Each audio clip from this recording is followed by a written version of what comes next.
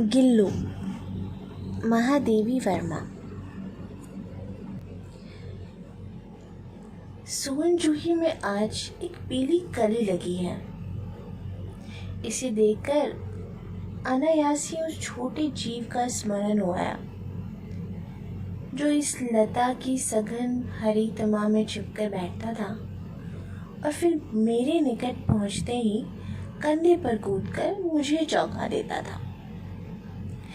तब मुझे कली की खोज रहती थी, पर आज उस लघु प्राण की खोज है। परंतु वह तो अब तक इस सोन जूही की जड़ में मिट्टी होकर मिल गया होगा। कौन जाने स्वर्णिम कली के बहाने वही मुझे चौंकाने ऊपर आ गया हो। अचानक एक दिन सवेरे कमरे से बरामदे में आकर मैंने देखा दो कौवे एक कमरे के चारों ओर चोंचों से छुआ छुआवल जैसा खेल खेल रहे थे। ये काक भूसंडी भी विचित्र पक्षी है।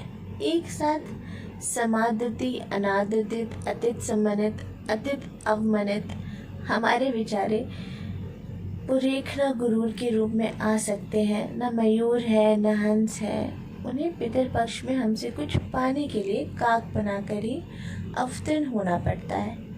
इतना ही नहीं, हमारे दूरस्थ परिजनों को भी अपने आने का मधुर संदेश इनके कर्कश स्वर में ही देना पड़ता है। दूसरी ओर हम कौवा और काँव काँव करने को अवमानन का अर्थ में ही प्रयोग करते हैं। मेरे काक पुराण के विवेचन में अचानक बाधा आ पड़ी, क्योंकि कमरे और दीवार की संधि में छिपे एक छोटे से जीव पर मेरी दृष्टि रफक गई। निकट जाकर देखा कि लहरी का छोटा सा बच्चा है जो संभवतः घोंसले से गिर गया है और अब कौवे जिसमें सुलभ आहार खोज रहे हैं।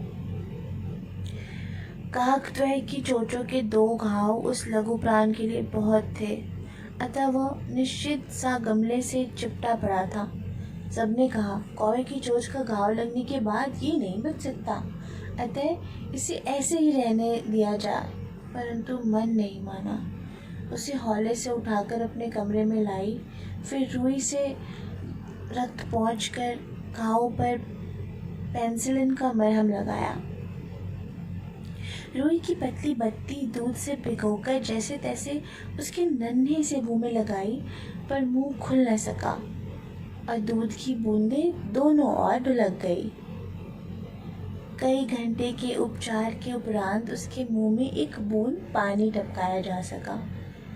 तीसरे दिन वह इतना अच्छा और अस्वस्थ हो गया कि मेरी उंगली अपने दोनों नन्हे पंजों से पकड़कर नीले कांच के मोतियों जैसे आंखों से इधर उधर देखने लगा।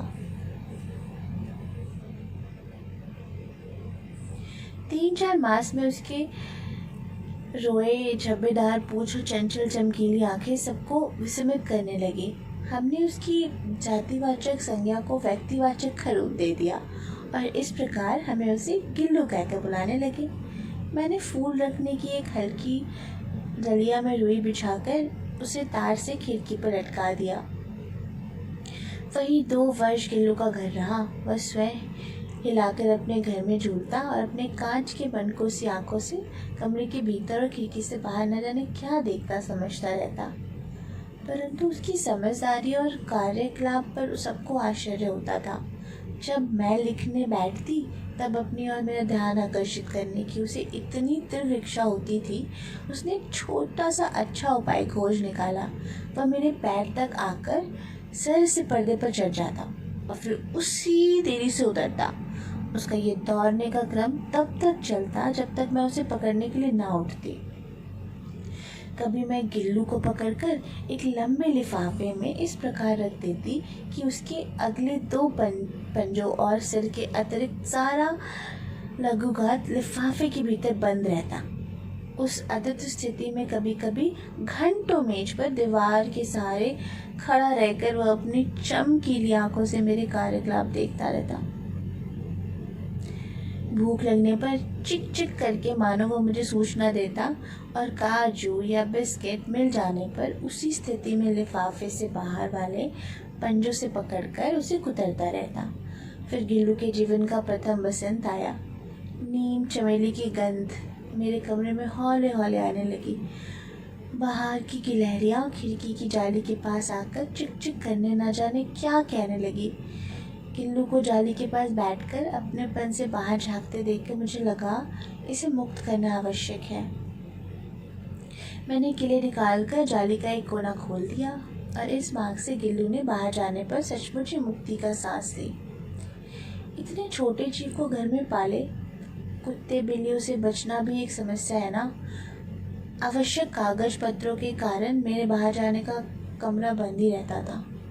मेरे कॉलेज से लौटने पर जैसे ही कमरा खोला गया और मैंने भीतर पैर रखा, वैसे गिल्लू अपनी जाली के द्वार से भीतर आकर मेरे पैर से सिर और सिर से पैर तक दौड़ने लगा। तब से यह नृत्य का क्रम हो गया। मेरे कमरे से बाहर जाने पर गिल्लू भी खिड़की की खुली जाली की राह बाहर चला जाता और दिन भर गिलहरियों के झुंड का नेता बनकर डाल पर चलता कूदता रहता। और ठीक 4 बजे वह खिड़की से भीतर आकर अपने झूले में झूलने लगता। मुझे चौंकाने की इच्छा उसमें ना जाने कब और कैसे उत्पन्न हो गई थी। कभी फूलदान के फूलों में छिप जाता, कभी पर्दे की चुन्नट में और कभी सोनजुई की पत्तियों में। मेरे पास बहुत से पशु पक्षी और उनके मुझसे लगाव भी कम नहीं है, परंतु उनमें से किसी को मेरे साथ मेरी थाली में खाने की हिम्मत हुई है क्या, ऐसा मुझे स्मरण नहीं आता। गिल्लू इनमें अपवाद था। मैं जैसे ही खाने के कमरे में पहुंचती और खिड़की से निकलकर आंगन की दीवार बरामदे पार करके मेज में पहुंच जाता। मेरी थाली में बैठ जाना चाहता। बड़ी कठिनाइयों से मैंने उसे थाली के पास बैठना सिखाया, जहाँ बैठकर वो मेरी थाली में से एक एक चावल उठाकर बड़ी सफाई से खाता रहता। काजू उसका प्रिय खाना था और कई दिन काजू ना मिलने पर वह अन्य खाने की चीज़ें या तो लेना बंद कर देता था, झूले से नीचे फेंक देता था। उसी बीच मुझे मोटर दुर्घटना में आहत होकर कुछ दिन अस्पताल में रहना पड़ा। उन दिनों जब मेरे कमरे का दरवाज़ा खोला जाता, गिल्लू अपने झूले से उतरकर दौड़ता और फिर किसी दूसरे को देकर उसी देरी से अपने घोंसले में बैठ जाता। जब उसे काजू दे आते, परंतु अस्पताल से लौटकर जब मैंने उसको झूले की सफाई की, उसमें काजू भरे मिले, जिनसे ये ज्ञात हुआ कि वह उन दिनों अपना प्रिय खाना कितना कम खाता रहा। मेरी अस्वस्थता में वह तकिए पर सिरहाने बैठकर अपने नन्हे नन्हे पंजों से मेरे सिर और बालों को इतने हौले हौले सहलाता रहा कि उसका हटना एक परिचारिका के हटने से समान लगता है। गर्मियों में जब मैं दोपहर में काम करती रहती तो गिल्लू न बाहर जाता न अपने झूले में बैठता।